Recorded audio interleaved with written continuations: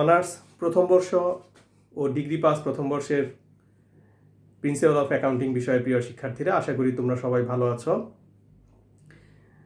এই ভিডিও যারা দেখছো তাদের জন্যই বলা যে আমরা যে চ্যাপ্টার থেকে এর আগেও আমি লেকচার দিচ্ছিলাম সেই চ্যাপ্টারে আছি, অর্থাৎ স্পেশাল জার্নালের যে চ্যাপ্টারটা, সেই চ্যাপ্টার থেকেই তোমাদের সাথে আজকে আরও একটি নতুন বিষয় নিয়ে আলোচনা করব এবং কিভাবে আমরা সহজে প্রস্তুত করতে পারি তাও দেখাবো।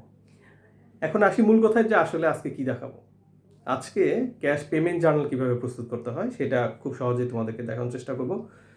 এটা ভয় পাওয়ার কিছু নাই বা নতুন কোনো কিছুই না। আসলে পুরাতন যে জাবেদাগুলো তোমরা করেছ, যারা ব্যবসায়ী শিক্ষা শাখায় ইতিপূর্বে লেখাপড়া করেছে, অর্থাৎ নবম দশম এবং একাদশ দ্বাদশ শ্রেণী পার হয়ে যারা এই গ্র্যাজুয়েশন লেভেলে ভর্তি হয়েছ, তাদের জন্য এটা তেমন কোনো বিষয়ই না এবং খুবই সহজ।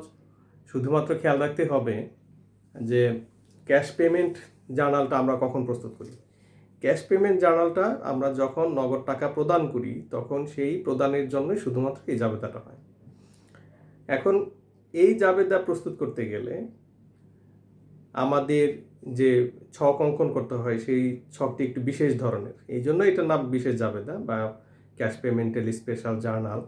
কারণ এটা অন্যান্য সাধারণ জাবেদার মতো নয়, কিন্তু জাবেদাতে আমাদের যে ধরনের লেনদেনগুলো থাকে, এখানেও সেই লেনদেনগুলোকেই শুধুমাত্র অন্তর্ভুক্ত করতে হবে এবং একটি নির্দিষ্ট সময়ান্তে বা সময়ের শেষে আমাদেরকে প্রতিটা হিসাবের খাতের আমাদের নগদ টাকা নির্ণয় করতে হয় এবং আমাদেরকে ডেবিট এবং ক্রেডিটের যে ফুট এবং ক্রস ফুটগুলো আছে সেগুলো কিন্তু মিলাতে হয়। এই বিষয়গুলো একটু খেয়াল রাখতে হবে। যে এখন তাহলে তোমাদের জন্য কিন্তু বলাটা বা বোঝাটা কিন্তু সহজ হয়ে গেল যে শুধুমাত্র ক্যাশ পেমেন্ট যখন করা হবে, নগদ টাকা যখন আমরা পরিশোধ করব, তখন ওই লেনদেনগুলোর জন্য যে জাবেদা প্রস্তুত করা হয় তাকে আমরা ক্যাশ পেমেন্ট জার্নাল বলি। তো ক্যাশ পেমেন্ট জার্নালের মধ্যে এটার নামটাই কিন্তু বলে দিচ্ছে ক্যাশ পেমেন্ট, নগদ প্রদান, নগদ পরিশোধ। এই যে নগদ প্রদান বা নগদ পরিশোধের জাবেদাগুলাই মূলত প্রস্তুত করা আমাদের শিখতে হবে এবং এইটা পরীক্ষায় কিন্তু বেশি আসে। আমরা যেরকম বলেছিলাম যে পারচেজ এবং সেলস জার্নালগুলো কম আসে, আমরা সেই রকমভাবে বলতে পারি যে ক্যাশ পেমেন্ট জার্নাল এবং ক্যাশ রিসিভ জার্নাল এগুলো পরীক্ষায় বেশি আসে। এখন আমি ঘর কাটার আগে কিংবা অঙ্ক করানোর আগে কিছু লেনদেন নিয়ে তোমাদের সাথে আগে কিছু কথা বলতে চাই। আমরা ক্যাশ প্রদান করি কেন, কি কি কারণে বা কি কি লেনদেনের কারণে আমরা নগদ টাকা পরিশোধ করি, সেটি আগে মাথার মধ্যে আগে ঢুকাইতে হবে। ক্যাশ প্রদান কেন করি? তো প্রথমেই আসি যে কিছু কিছু লেনদেন আছে যে সমস্ত লেনদেনগুলো আমাদের ব্যবসায় প্রতিষ্ঠান নিয়মিত সংঘটিত হয়। কেমন? নিয়মিত লেনদেনের মাধ্যমে নিয়মিত নগদ টাকা পরিশোধ। আরেকটি হচ্ছে অনিয়মিত লেনদেনের মাধ্যমে নগদ টাকা পরিশোধ। এই যে নিয়মিত যে লেনদেনগুলো, এদের মধ্যে সবচাইতে বেশি হচ্ছে নগদে ক্রয় এবং নগদে পাওনাদারকে পরিশোধ। এই দুইটা কিন্তু ব্যবসায় প্রতিষ্ঠানে প্রতিনিয়তই সংঘটিত হয়ে থাকে। যে আবারও বলছি আমরা সবচেয়ে বেশি নগদ টাকা প্রদান করি হচ্ছে যদি আমরা নগদে ক্রয় করি এবং সবচেয়ে বেশি টাকা আমরা পরিশোধের ক্ষেত্রে আমরা সবচেয়ে বেশি নগদে লেনদেন দেখে থাকি। অর্থাৎ প্রদেয় হিসাব বা পাওনাদারকে বা অ্যাকাউন্টস পেয়েবলকে যদি আমরা নগদ টাকা পরিশোধ করি, সেই ক্ষেত্রে আমাদের নগদ টাকা চলে যায় এবং এই দুইটি লেনদেন হচ্ছে সবচাইতে বেশি নিয়মিত লেনদেন। এছাড়াও যে লেনদেনগুলো আছে, এছাড়া আমরা কেন নগদ টাকা প্রদান করি? হতে পারে ব্যবসা প্রতিষ্ঠানে কোনো খরচের জন্য। তো খরচগুলো কিন্তু হয়তো যেমন বেতন আমরা নগদ টাকায় পরিশোধ করি, কিন্তু বেতনটা মাস শেষে কিংবা সপ্তাহ শেষে আমরা প্রত্যেক দিন কিন্তু আমরা পরিশোধ করি না। এই জন্য আমি এখানে লেনদেনগুলোকে দুইটি বোঝানোর জন্য দুইটিভাবে বিভক্ত করেছি। তারপরে যেরকম ধরো আপ্যায়ন তুমি প্রতিনিয়ত নগদে নাও করতে পারো। তারপরে তোমার যে সমস্ত আসবাবপত্র ক্রয় আছে বা সম্পদ ক্রয় আছে, সেই সম্পদ ক্রয়গুলো কিন্তু নিয়মিতভাবে সংগঠিত হয় না। একবার একটা সম্পদ কিনলে সেই সম্পদ আবার কিন্তু আমাদের পুনরাবৃত্তি অর্থাৎ কিনতে হলে পুনরায় কিনতে হলে বা পুনরাবৃত্তিভাবে যদি ওই লেনদেনটা সংগঠিত করতে হয় তাহলে কিন্তু সময়ের অপেক্ষা করতে হয় বা এই লেনদেনগুলো নিয়মিত নয়। এই যে নিয়মিত এবং অনিয়মিত যে লেনদেনগুলো ঘর কাটার ক্ষেত্রে এগুলো খেয়াল করতে হবে। এখন আসি যে আমরা যদি ধরে নিই যে এক একটা যদি জাবেদা করি, যেমন ধরো নগদে যদি আমরা ক্রয় করি তাহলে কি জাবেদা দিই? আমরা যদি বাংলায় বলি তাহলে ক্রয় ডেবিট, নগদান ক্রেডিট। আমরা যদি পাওনাদারকে বাট্টা সময়ের পরে যদি পরিশোধ করি তাহলে হয় প্রদেয় হিসাব বা accounts payable debit, cash credit. আর যদি বাট্টা মেয়াদকালের মধ্যে হয় উইদিন দ্য ডিসকাউন্ট পিরিয়ড, সেই ক্ষেত্রে আমরা করি হচ্ছে অ্যাকাউন্টস পেয়েবল ডেবিট। আমরা যদি পারপিচুয়ালে করি সেই ক্ষেত্রে আমরা বলছি যে cash credit, merchandise inventory credit. আর যদি আমরা পিরিয়ডিক্যালি করি এই যে উইদিন দ্য ডিসকাউন্ট পিরিয়ডের মধ্যে তাহলে বলি অ্যাকাউন্টস পেয়েবল ডেবিট, আমরা ক্যাশ ক্রেডিট এবং পারচেজ ডিসকাউন্টকে ক্রেডিট করে থাকি। এই যে পিরিয়ডিক এবং পারপিচুয়ালের যে বিষয়টা, এই বিষয়বস্তু, তাহলে তোমাকে কিন্তু খেয়াল রাখতে হবে যে আমরা কোন অ্যাকাউন্টগুলোকে ডেবিট করছি আর কোন অ্যাকাউন্টগুলোকে ক্রেডিট করছি। যেমন ধরো ইতিপূর্বে যে দুটি লেনদেন তোমাদের সাথে আলোচনা করলাম, যে জাস্ট একটা হচ্ছে নগদ ক্রয়, একটা হচ্ছে বাকিতে ক্রয়কৃত অর্থ আমরা পাওনাদারকে পরিশোধ করলাম, তাহলে ওখানে ডেবিট কি হয়েছিল? ওখানে ডেবিট হয়েছিল purchase debit, accounts payable debit. আর ক্রেডিট কি হয়েছিল? ক্যাশ ক্রেডিট, পারচেজ ডিসকাউন্ট অথবা মার্চেন্ডাইজ ইনভেন্টরি ক্রেডিট। তাহলে আমরা এই যে দুইটি জাবেদা নিয়ে কথা বললাম, এই দুইটা জাবেদার মধ্যে মোট দুইটি ডেবিটের হিসাব আমরা পেয়েছি এবং মোট দুইটি ক্রেডিটের হিসাব আমরা পেয়েছি। এই বিষয়টা কিন্তু তোমাকে মস্তিষ্কে কিন্তু ধরতে হবে যে আমি যদি এখন বলি যে একটি 4 কলাম বিশিষ্ট ক্যাশ পেমেন্ট জার্নাল প্রস্তুত করো, তাহলে ডেবিটের 2টা, ক্রেডিটের 2টা কিন্তু হয়েই গেছে।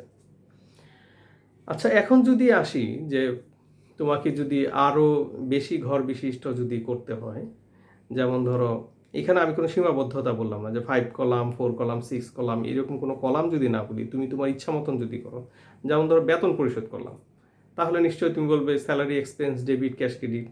তুমি সম্পদ কিনলে তাহলে নিশ্চয়ই তুমি বলবে যে অ্যাসেট ডেবিট এবং ক্যাশ ক্রেডিট। তাহলে এই যে ডেবিটের যে লেনদেনগুলো, যে হিসাবের খাত, সেই খাতগুলো কিন্তু বেড়ে যাচ্ছে। যেখানে আগে 2টা ছিল, একটা পারচেজ ছিল আর একটা অ্যাকাউন্টস পেয়েবল ছিল, এখন আরও 2টা বাড়লো, স্যালারি এক্সপেন্স এবং অ্যাসেট অ্যাকাউন্ট।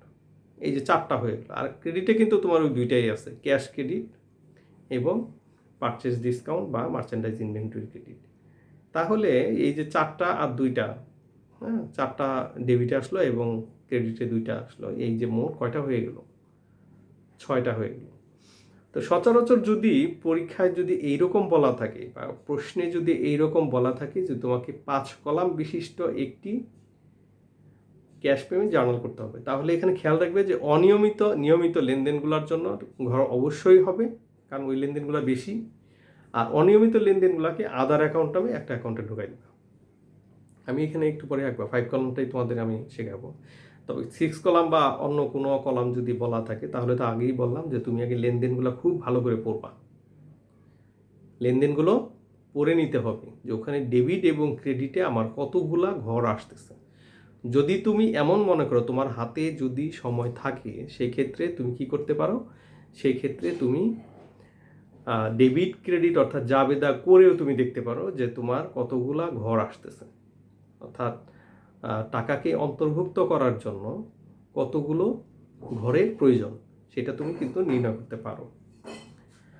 আর যদি প্রশ্নে যদি বলাই থাকে 5 কলাম আঁকো, 5 কলাম আঁকলে সচরাচর আমাদের যেটা হয় সেটা হচ্ছে যে ক্রেডিটে 2টাই হয়, ক্যাশ এবং পারচেজ ডিসকাউন্ট বা মার্চেন্ডাইজ ইনভেন্টরি, এই 2টাই উইদিন দ্য ডিসকাউন্ট পিরিয়ড যদি হয়।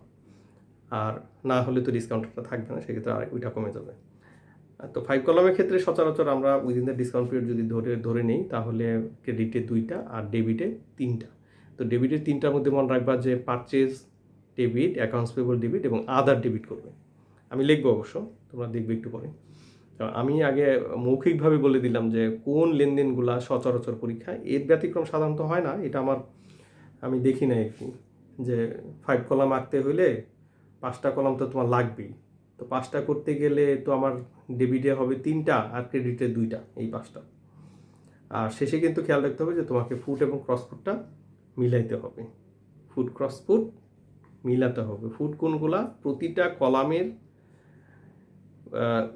যে শিরোনাম দেওয়া আছে ওই শিরোনামের নিচে যে সমস্ত টাকার যোগফল যেটা নির্ণয় হয় সেটাকে আমরা ফুট বলি। আর ডেবিট এবং ক্রেডিট এক একটা পাশের যে মোট যে যোগফলটা আসে, টোটাল যেটা আসে, অর্থাৎ 3টা যদি ডেবিটে কলাম থাকে 3টার যোগফল, এবং ক্রেডিটে যদি 2টা থাকে 2টার যোগফল, অবশ্যই ডেবিট এবং ক্রেডিট মিলতে হবে। এই যে যোগফলটা যখন মিলে যায় তখন সেটাকে আমরা ক্রস ফুট বলি।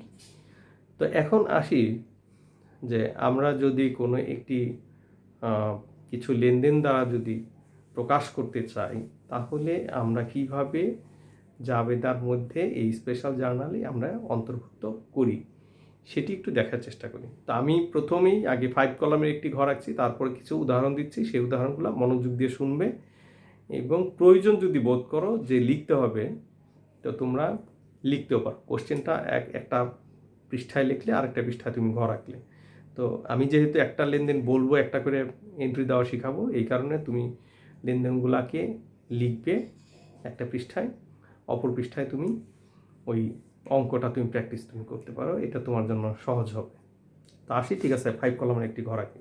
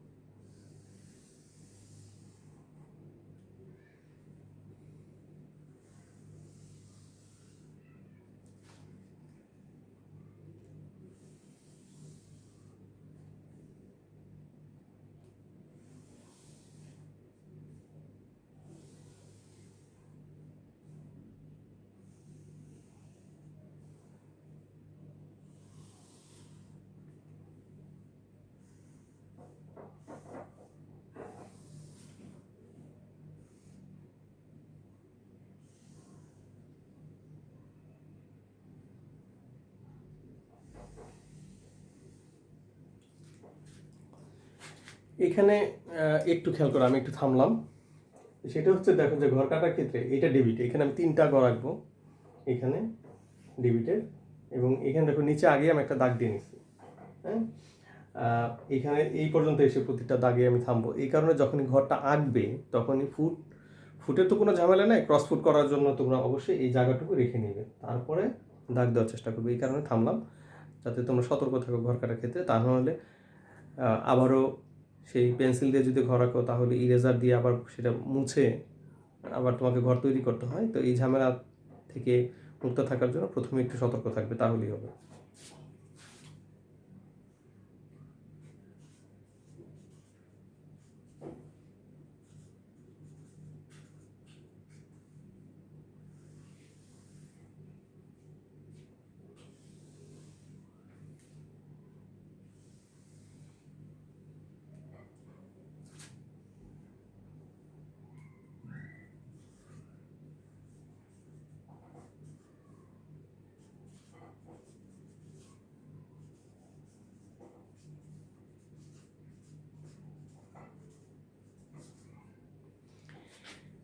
দেখো আমি এখানে লিখেছি ক্যাশ পেমেন্ট জার্নাল।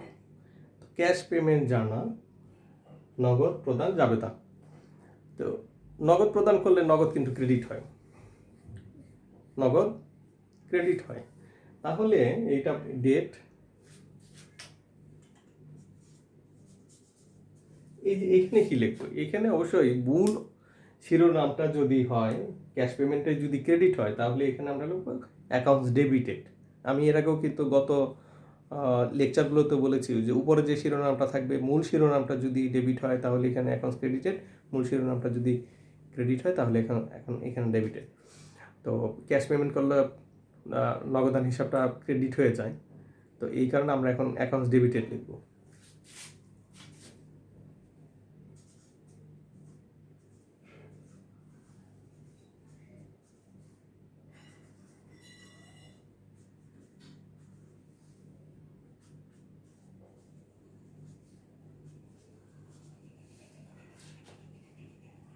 তো নিয়মিত লেনদেনের মধ্যে আমি দেখাচ্ছিলাম যে আমাদের এখানে পারচেজ এবং আগেই বলি যে এটা পিরিয়ডিকে আমি করতেছি, এই কারণে মার্চেন্ডাইজ ইনভেন্টরি নিয়ে কথা বলতেছি না, যে purchase debit, accounts payable debit এবং আদার ডেবিট, এই তিনটা আমি এই যে ডেবিট পাশে যেটা সেইখানে অন্তর্ভুক্ত করছি, আর ক্রেডিট পাশে হচ্ছে ক্যাশ ক্রেডিট এবং আমাদের যে পারচেজ ডিসকাউন্ট যেটা আছে সেটাকে আমি ক্রেডিট করতেছি।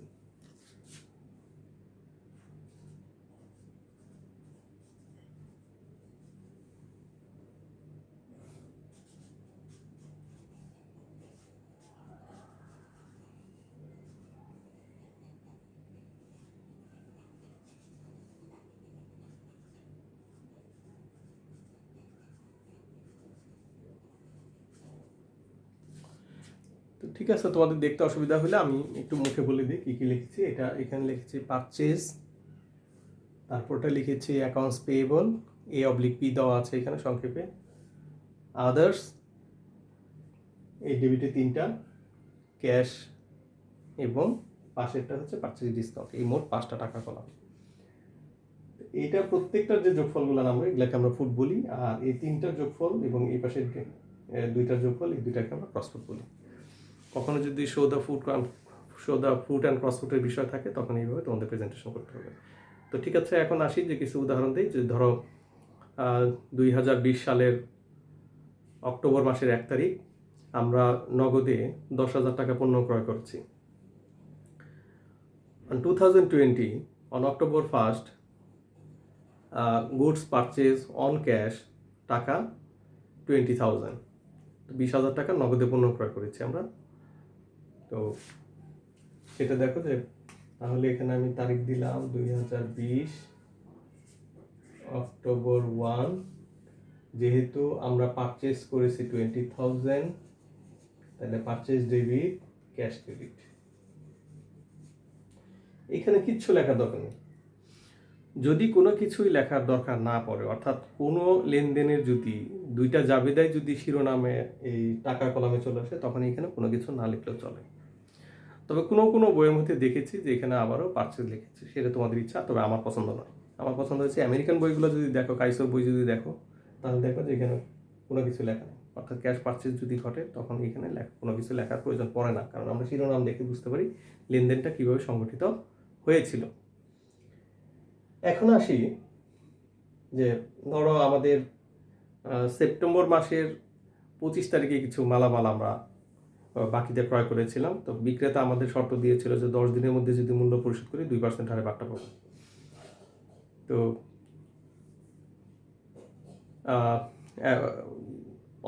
ধরো এটা আমরা 5 তারিখে আমরা পরিশোধ করছি, যে 10,000 টাকা।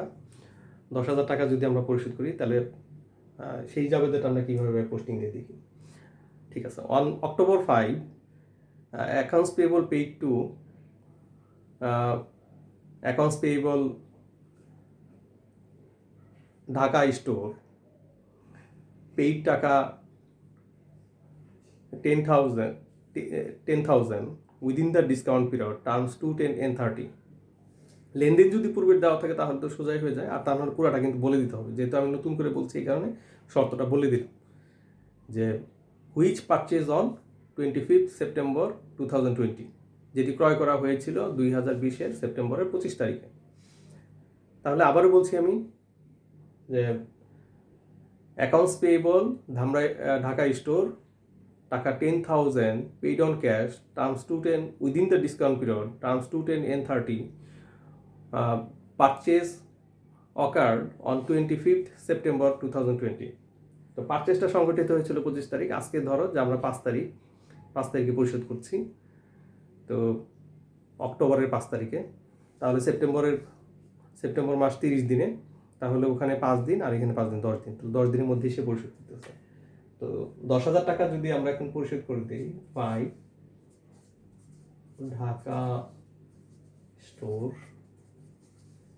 এখানে শর্ত লিখবে 2, 10 and 30, আমরা অ্যাকাউন্টস পেয়েবলকে পরিশোধ করলাম 10,000, 2% হারে হয় 200 টাকা, তাহলে আমরা 9,800 টাকা পরিশোধ করে দিলাম।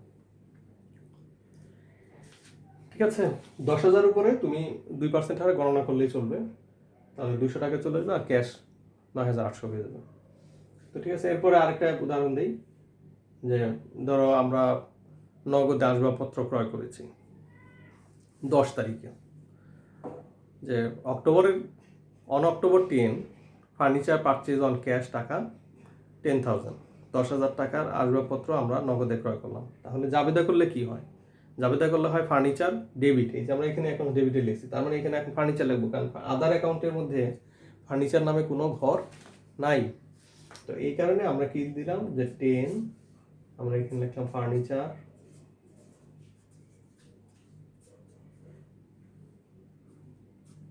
ফার্নিচার, আদারে হচ্ছে 10,000, ক্যাশে 10,000। এখন যদি আমরা কোনো স্যালারি দিই বা অন্য কোনো খরচ যদি করি, যে ধরো 15 তারিখে আমরা কর্মচারীদেরকে 25,000 টাকা নগদে বেতন দিলাম,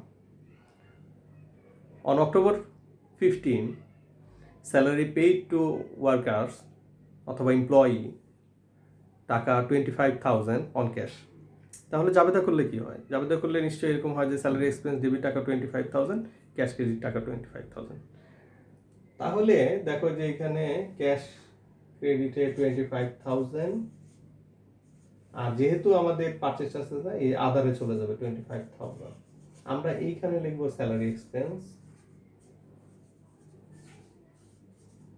তারপরে দিয়ে দিলাম 15।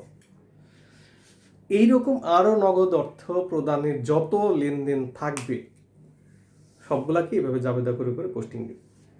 আবারও বলছি, যে ক্ষেত্রে নগদে আমরা ক্রয় করি সেই ক্ষেত্রে কোনো নাম লেখার প্রয়োজন নাই। কেন? কারণ দুইটা অ্যাকাউন্টই আমরা এই শিরোনামগুলো এই ঘরের মধ্যে পেয়ে গেছি, যেমন পারচেজ ডেবিট, ক্যাশ ক্রেডিট। তাহলে এখানে লেখার মতন কোনো অ্যাকাউন্ট, ডেবিটেরটা এখানে হয়ে গেছে, ক্রেডিটও এখানে হয়ে গেছে, তাহলে অন্য কোনো শিরোনামে এখানে লেখার প্রয়োজন নাই। অন্য যে কোনো ক্ষেত্রে লেখার প্রয়োজন পড়বে, এই বিষয়টা তোমরা একটু খেয়াল রাখবে। এই ছিল পোস্টিং দেখানো, একটা ক্রয় দিয়ে দেখালাম, একটা পাওনাদার দিয়ে দেখালাম, এবং দুইটা খরচ এবং সম্পদ ক্রয় দিয়ে দেখালাম। তো যাই হোক, এখন আসি যেগুলোর যোগফলগুলো আমরা নামাই, আমরা ফুড ক্রস ফুডগুলো কীভাবে সম্পন্ন করি সেগুলো একটু দেখি।